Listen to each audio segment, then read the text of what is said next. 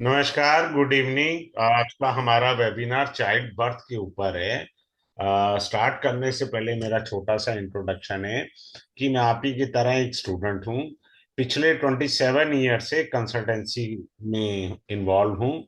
2020 के बाद मैंने पढ़ाना शुरू किया है और अपनी क्लास में कोशिश करता हूँ कि अपना जो 27 साल का एक्सपीरियंस है वो भी आपको मिले और आप आगे बढ़ें जीवन में।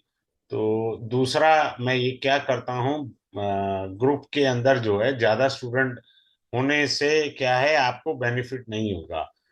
आप मेरे से बात कर सकें, अपनी प्रॉब्लम जो भी पढ़ाया जा रहा है, सूत्र नहीं समझ में आया, आप पूछ सकते हैं ना मेरे को आराम से दोबारा। तो उसका लाभ लेना सबसे इंपॉर्टेंट होता है। अगर 100 स्टूडेंट बैठे हैं क्लास में, मैं किसी की प्रॉब्लम दे ही नहीं सकता। It can not be possible for me. Simple सी बात है। तो मैं ज्यादा बड़ा बैच नहीं बनाता। कोशिश करता हूँ कि सबसे इंटरेक्शन हो और बातचीत हो और आगे बढ़े। अब मैं संतान के लिए शुरू कर रहा हूँ, आप ध्यान से सीखिए संतान का सिस्टम। ठीक है। अ, अब आप संतान में ऐसे समझिए,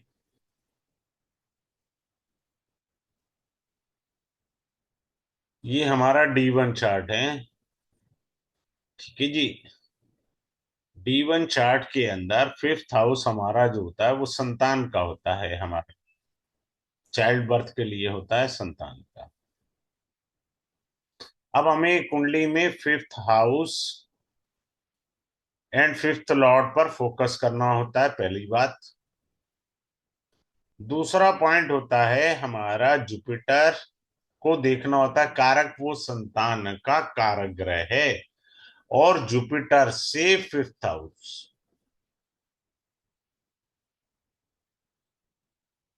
इसको देखना होता है। सिंपल सी बात है। अब आप ध्यान से देखिए, मान लीजिए किसी का जुपिटर 10th हाउस में है। क्लियर है। और एक सेकेंड, एक दो, सॉरी, 12, 11 और 10, दो। जुपिटर से फिफ्थ हाउस का लॉर्ड बना वीनस। अब मान लीजिए वीनस यहां बैठा हुआ है तो चाइल्ड बर्थ में दिक्कत आएगी, क्योंकि जुपिटर से फिफ्थ हाउस का लॉर्ड छठे में है, जो जुपिटर से छठे घर में है, 6th हाउस में है।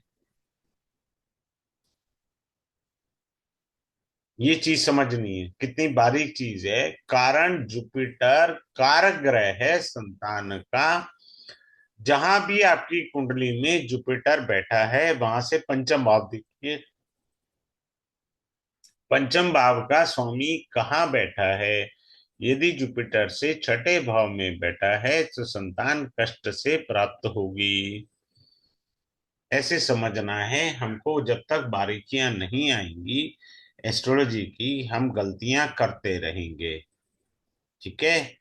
अब अगले पॉइंट पर हम चल रहे हैं और बड़े ध्यान से सीखिए। I request you to note down.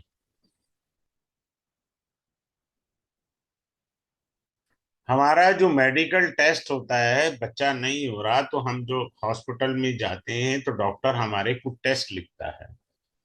वो जो टेस्ट लिखता है वो ये सूत्र आपको बता देगा। मैथ का फॉर्मूला है, मुझे पूरा मैथ से सिखाना है। बीज और क्षेत्र सुफुट पढ़ाना है। वो जो रिपोर्ट में लिखा आएगा वो ये फार्मूला रिवील कर देगा। बात एक ही है, वो रिपोर्ट देख लो, ये देख लो। सिंपल सी बात है, इसमें कोई रॉकेट साइंस पढ़नी ही नहीं है हमारे को।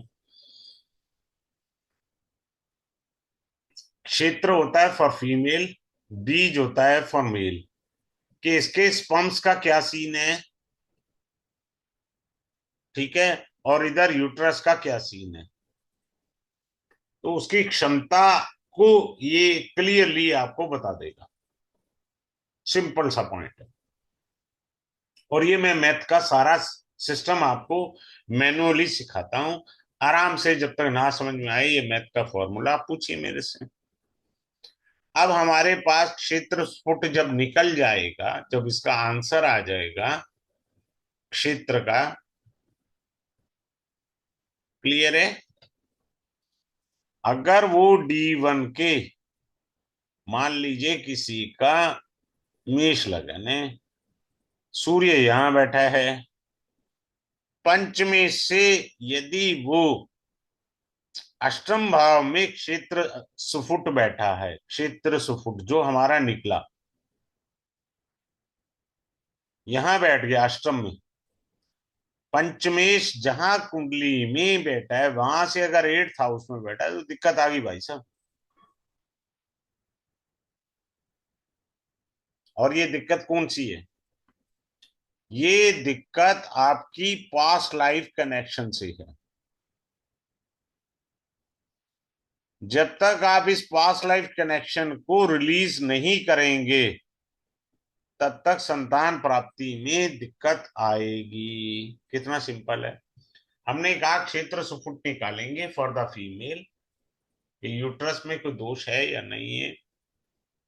अगर वो पंचमेश से, फीमेल के चार्ट में यदि अष्टम भाव में है पंचमेश से, तो पास्ट लाइफ का कनेक्शन आ गया। तो पास्ट लाइफ के जो दोष हैं जब तक आप उनको रिमूव नहीं करेंगे आपको संतान से सुख या संतान का सुख प्राप्त नहीं होगा। आगे चलते हैं। अगले पॉइंट को आप समझिए। यदि फिफ्थ हाउस में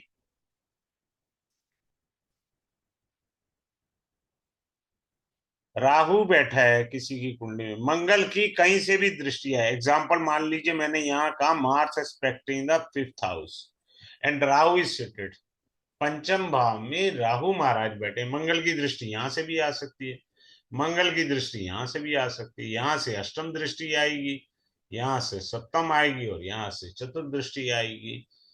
तो यदि ये युति योग है तो पूर्व जन्म में, पिछले जन्म में सांप ने आपको श्राप दिया था। ठीक है, आपने सांप को पीड़ा दी थी और उसने आपको जो है कर्ष कैरी करने वाली बात कर दी, आपको श्रापित कर दिया। तो इस कारण से पुत्र रतन नहीं आएगा, पुत्रियां आराम से आ जाएंगी। उसने पुत्र प्राप्ति के लिए आपको श्राप दिया था। तो ये हमने समझना है। अब आगे चलते हैं अगले पॉइंट के अंदर। हमारे 16 संस्कार होते हैं पंचांग में। आप मैनुअल पंचांग देखिए, बाजार से खरीदिए, दिवाकर पंचांग आता है, बहुत सारे आते हैं। आप अपनी स्टेट के अनुसार चलिए, सिटी के अनुसार चलिए। तो पंचांग में हमारे 16 संस्कार होते हैं और पहला संस्कार हमारा गर्भाधान संस्कार होता है कि कैसे कंसीव करना है। तो गर्भाधान संस्कार के अंदर हमारे को बहुत सावधानी बरतने की जरूरत है। अगर गर्भाधान आपने गलत समय पर किया है, जैसे मान लीजिए कोई श्राद्ध पक्ष में गर्भाधान कर लेता है तो घर में भूत प्रेत ही पैदा होने हैं, कोई ढंग की औलाद कोई नहीं पैदा होगी। आप औलाद को मार रहे हो और अपने को कोस रहे हो, यार भगवान तूने मेरे को क्या दे दिया। यार तूने देखा था टाइम कौन सा था, श्राद्ध पक्ष चल रहा था, आपके पितर आए हुए थे पृथ्वीलोक में, पितरलोक से। भूत प्रेत अपनी मुक्ति ढूंढ रहे थे कि कोई हमारा भी श्राद्ध कर दे। अब आप देखो, जैसे जयंती आ जाती है, किसी भी देवी देवता की जयंती आ गई, परशुराम जयंती है, और कपल ने मीटिंग कर ली, गर्भाधान कर लिया, तो औलाद बेड़ा घर की पैदा होनी है, चाहे लड़की हो या लड़का हो, उससे कोई लेना देना नहीं है। और हम गालियां किसको देते हैं? औलाद को, यार कैसी औलाद पैदा होगी। भैया तुम देखो ना, तुमने कभी हिसाब किताब करा था? आपको अपनी गलती ढूंढनी है, फार्मूला सिखा देता हूँ, 9 महीने का हिसाब है। जब बच्चा पैदा हुआ ना उसके पीछे 9 महीने चले जाओ, आपको पता लग जाएगा आपने कौन से महीने में मीटिंग करी थी। सिंपल सा सूत्र है, इसमें बुद्धि लगानी ही नहीं है।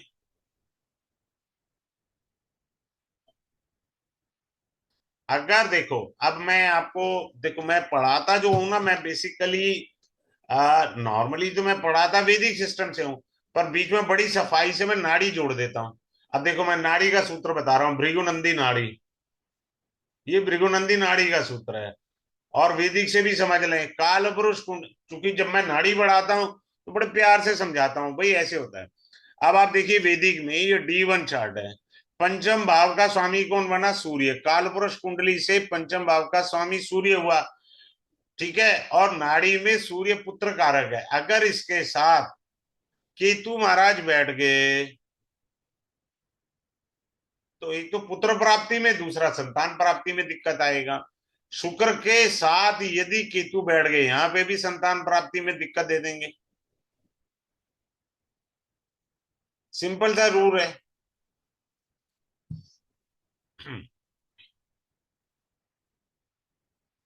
Now coming up to the next point. अब इन पॉइंट्स को ना अगर आप ध्यान से देखेंगे, अब ये फिफ्थ हाउस है आपका। whenever Mars and Ketu aspecting the fifth bhava, let assume Mars sitting in the second house, Ketu sitting in the 11th house, both are aspecting the fifth house. Let's say it is being confirmed abortion or miscarriage. बात खत्म हो गया ना, क्योंकि miscarriage का तो कारक ग्रह ही केतु है। अबॉर्शन मिसकैरेज के वैसे तो दो कारक ग्रह होते हैं, मंगल और केतु। अब दोनों की दृष्टि होगी, ये निश्चित हो गया है ना। गर्भाधारण जब भी आप करेंगे तो ये कष्ट आएगा ही आएगा। आपको अब क्या करना है, पहले इन दोनों ग्रहों का शांति उपाय करें, फिर गर्भाधारण पर जाएं। ट्रांजिट के जुपिटर को देखें, क्या वो अच्छी पोजीशन में है। अगर है तो गर्भाधारण करें, वरना खाम खा आपको मानसिक कष्ट होगा। शारीरिक तो होना ही है भाई, अबॉर्शन या मिस कैरेज होना शारीरिक कष्ट तो है ही है। मानसिक पीड़ा भी तो पूछ के देखिए ना उस स्त्री से जिसने कंसीव किया है, उसकी पीड़ा को भी तो हमें समझना है। अब एक और चलते हैं। फीमेल, देखिए संतान फीमेल ने देनी है, फीमेल के चार्ट पर ज्यादा फोकस करें, मेल ने चार्ट वो संतान नहीं देनी है, तो हमको फीमेल पे फोकस करना है। अब आप मान लीजिए चंद्रमा के साथ राहु है, चंद्रमा पीरियड्स का कारक है, ये महाराज जी प्रॉब्लम किए बिना मानेंगे नहीं, संतान में दिक्कत।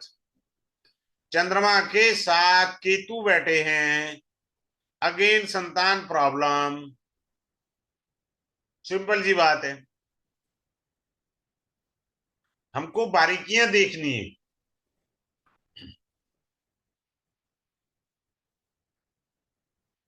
मेरे तो अपने ही रिलेटिव ने पूछा था कि जी बच्चा कब पैदा करना चाहिए। मैं ये, बहुत सारे एस्ट्रोलॉजर न्यूमरोलॉजी वाले डेट देते हैं, मैं बिल्कुल नहीं देता। कारण मैं प्रकृति से छेड़छाड़ बिल्कुल नहीं पसंद मुझे। मान लीजिए मैंने कह दिया ये दिन 2 दिन बाद टाइम अच्छा है और इतने बजे टाइम अच्छा है, खुदा ना खास्ता बच्चे की माँ को दिक्कत आ गई, जिम्मेदारी कौन लेगा भाई? ये क्या मतलब होता है? मैं कभी रिकमेंड नहीं करता हूँ। मेरे रिलेटिव मेरे से नाराज भी हो गए थे, मैंने कहा सॉरी, मैं नेचर से छेड़छाड़ कभी नहीं करूंगा।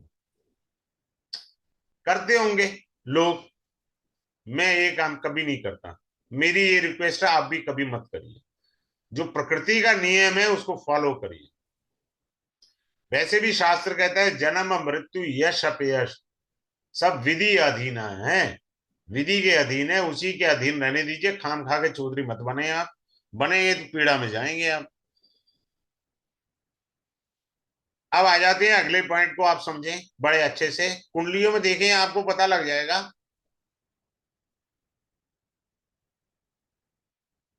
अब आप देखिए फिफ्थ हाउस को देखना है हमने।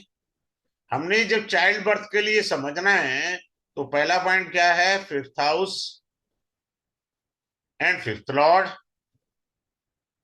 सेकंड पॉइंट क्या है, ninth house and ninth lord. ये मैंने क्यों कहा ninth house and ninth Lord, क्योंकि ये पंचम से पंचम है, नवम भाव, इसलिए हमने नाइन्थ हाउस को कहा। यदि इन दोनों हाउसेस पर as well as their lords under the malefic affliction, तो संतान प्राप्ति में दिक्कत आ गई। मैं फिर से प्यार से बता रहा हूं, पंचम भाव और नवम भाव पर यदि पाप प्रभाव आ जाए, पहला क्या बोला, भाव पर, ये पंचम भाव और नवम भाव पर पाप प्रभाव आ जाए, यानी मैलेफिक अफ्लिक्शन आ जाए, और पंचम भाव के स्वामी और नवम भाव के स्वामी पर भी पाप प्रभाव आ जाए, सो संतान प्राप्ति में चपले टूटेंगी, आसानी से नहीं मिलने की। सीधी सी बात बता रहा हूं, आप चेक कर लेना। पंजाबी में एक कहावत है, सदाई दी औलाद रुलांदी है।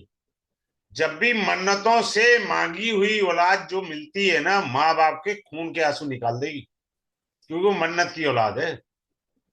कई जगह माथे टेके थे आपने।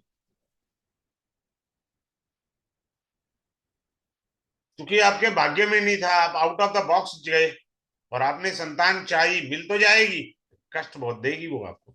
अगर किसी की हो तो चेक कर ले वो। अगले पॉइंट पर चल रहे हैं। अब हमें क्या होता है कि now we see, first marriage हमारा ये हाउस है, फर्स्ट मैरिज। अब सेकंड मैरिज हमारा ये हाउस है। अब सेकंड मैरिज से संतान कैसे देखेंगे? मान लो किसी फीमेल को पहली शादी से संतान नहीं हुई, मान लीजिए उनके पति देव इम्पोर्टेंसी रख रहे थे, and she got the divorce and re marriage to another man. अब यहां से संतान को अलग से देखना और समझना होगा, इस पे नियम अलग लगेंगे। अच्छा, एक बड़ा अच्छा सूत्र मैंने पढ़ाना है आपको। जबकि ये चाइल्ड बर्थ का कोर्स है, आपने संतान को कैसे पाला, आपने कोई अच्छे तरीके से क्या अपने बच्चों को पाला, उनकी परवरिश ठीक से करी, ये भी सिखाऊंगा। कि आपने आपकी परवरिश में कहीं कमी तो नहीं रह गई थी? अब रहेगी थी। अब फट्टू आके क्या पूछते हैं लोग, जी हमारी औलाद हमारा ख्याल रखेगी? ये भी पढ़ाऊंगा कि बुढ़ापे में आपकी औलाद आपका ध्यान रखेगी या वृद्धाश्रम की टिकट दे देगी आपके हाथ में, ये भी पढ़ाऊंगा। हमें दोनों एंगल समझने, हमने कैसे पाला बच्चों को। अब होता क्या है ना, आजकल क्या परिवेश चल रहा है, सास ससुर और बहू और बेटा, यहाँ पहले युद्ध हो रहा होता है। पति महाराज ऑफिस की अलग लड़ाई लड़ रहे होते हैं, वो वाइफ से भी कंप्लेन सुन रहा है, मम्मी से भी कंप्लेन सुन रहा है, बच्चा भी पैदा है उसकी भी प्रॉब्लम देखनी है। उस सब प्रॉब्लम्स में राजनीति में बच्चा पिसता है, किसी का फोकस जाता ही नहीं है। इतनी बेकार की गंदी राजनीति में जो बच्चा पैदा हुआ है उस पर बुरा प्रभाव पड़ता है। जिनका पुनर्भु योग होता है ना फीमेल्स का कुंडली में, अगर वो प्रेगनेंसी में रोई तो रोंदू औलाद पैदा होती है, रोंदू औलाद उनकी। मैंने कईयों से पूछा, तुम्हारी तो औलाद रोंदू है यार, गलत सिस्टम है तुम्हारा, चेक कर लेना। जिस बच्चे के, जिस मेल हो या फीमेल हो, चंद्रमा शनि इकट्ठे हैं and they are very closely conjunct in the degree in their chart D1 only, male हो या फीमेल हो, मां रोंदू थी, तुम भी रोंदू पैदा हुए हो, बात खत्म हो गई। सिंपल सा सूत्र, अपने को पता लग गया गलती किसकी थी, माँ की।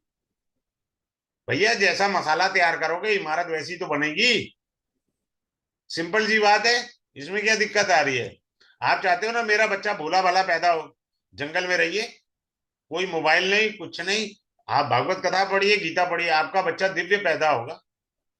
आज की माँ क्या करती है, टीवी सीरियल देख रही है, मोबाइल कान पे लगा हुआ है, बच्चा सारे गुण सीख के आ जाता है। फिर कहते हैं जी हमारा तो 3 साल का बच्चा ना फोन चला लेता है। अरे सिखा रखा है, चला कहाँ से लेता है, उसने सीख लिया है। जिसको डाउट हो तो अभिमन्यु के बारे में पढ़े, उत्तरा के घर में उसने सारा समझ ली थी। अर्जुन के पुत्र अभिमन्यु ने सब समझ लिया था। अब आगे चलते हैं, मेडिकल साइंस भी ये मानती है।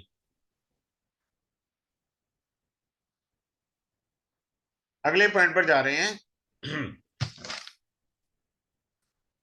फिर आता है कि हमारा काक बंदिया,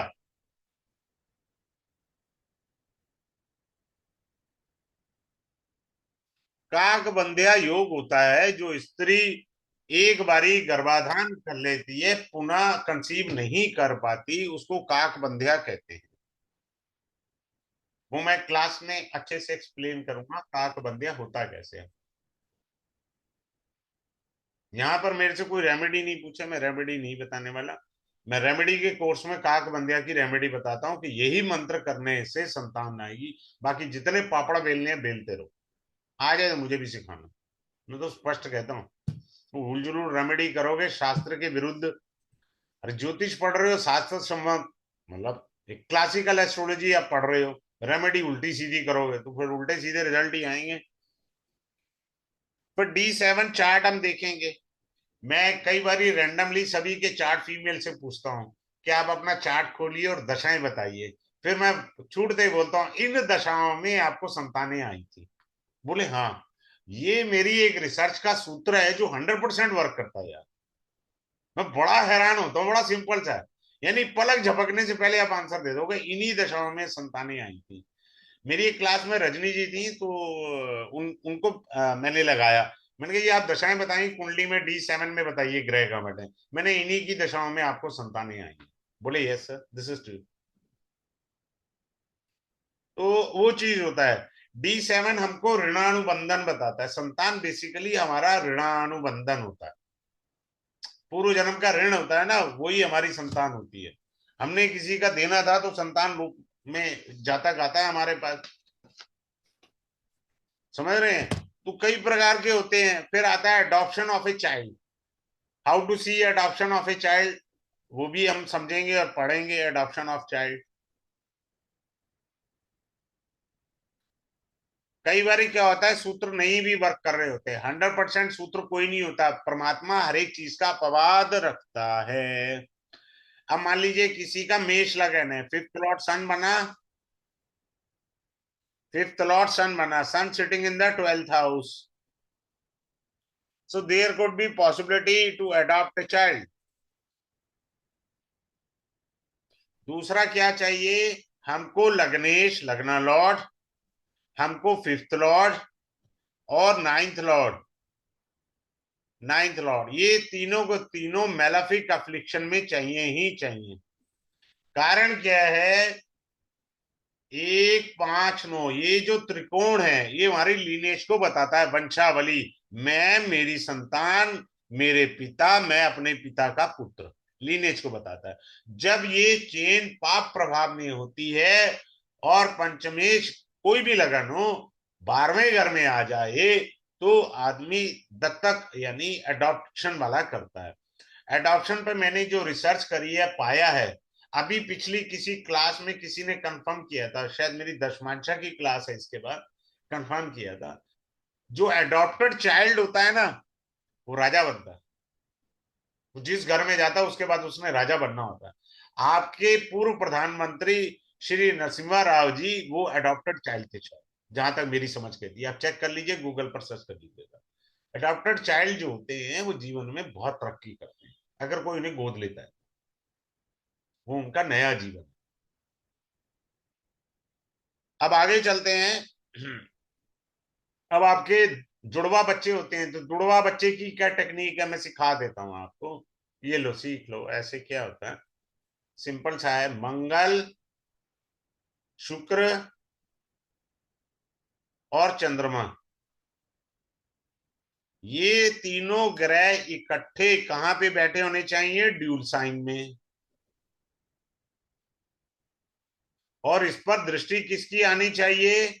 मरकरी की, बुध की दृष्टि इन तीनों ग्रह पर आए।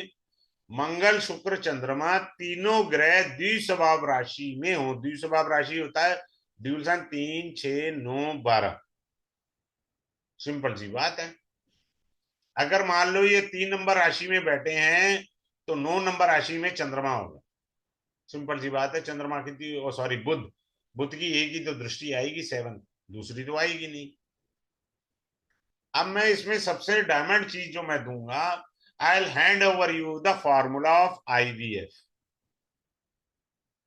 लोग 2 2 लाख रुपए खर्च करते हैं। मेरा अपना क्लाइंट है, मैं नाम बता रहा हूं, अक्षय कोहली। उसका IVF से बेटा पैदा हुआ है। IVF की टेक्निक में हैंड ओवर करूंगा आपको कि ये फार्मूला IVF का, अगर किसी को बच्चा नहीं हो रहा तो IVF पे जाना है, तो ऐसे जाना है। क्या फायदा, IVF के बाद भी मिस कैरेज हो जाता है। और वो सूत्र 100% वर्क करता है। मैं सीधा आपको सिखा दूंगा। अब अगले पॉइंट पर आता है। अब अपनी अपनी कुंडली में चेक कर लीजिए, आपके बच्चों ने क्या आपको खूब परेशान करते हैं? क्या आपका खून पी रहे हैं आपकी संतानें? तो कहीं भी कुंडली में शुक्र बैठा हो, आई सेड वीनस, शुक्र से पंचम भाव में यदि शनि बैठे हैं, तो बच्चे आपका खून पीते हैं। बात खत्म। जहां भी वीनस बैठा है वहां से पंचम भाव में शनि हो, तो ये देखना ही देखना है हमें। इसके अंदर दो ही टेक्निक सबसे कीमती हैं। जो मेडिकल रिपोर्ट आएगी वो आपका बीज और क्षेत्र सुफुट बता देगा। आप चेक कर लेना, किसी की भी हो आपके पास, आना क्लास में, वेरीफाई करेंगे। 100% मेरे को जो फीडबैक मिला हुआ है क्लासेस से, 5 साल से पढ़ा ही रहा हूं, वो यही फीडबैक है, बीज और क्षेत्र सुफुट में जो निकलेगा वही आपकी मेडिकल रिपोर्ट में होगा, इसमें संशय नहीं है। किंतु परंतु वाला शब्द नहीं है। दूसरा डायमंड चीज आपको मिलेगी, वो ये है आईवीएफ की टेक्निक। लोग 2-2 लाख 5-5 लाख आईवीएफ पे खर्चते हैं। भैया आईवीएफ सक्सेस कब होगा? वो टेक्निक हैंड ओवर होनी है ना आपको, सक्सेसफुल कब होगा आईवीएफ, वो इंपॉर्टेंट है। फिर तीसरा पॉइंट है, आपने बच्चे पाले, कैसे पाले यार? ढंग से नहीं पाल पाए। अब आपकी हवा टाइट है कि बच्चे हमारा ध्यान रखेंगे कि नहीं रखेंगे, क्या वो हमारी सेवा करेंगे या वृद्धाश्रम छोड़ आएंगे। अब अगले पॉइंट पर चलते हैं, अगला में सीखे।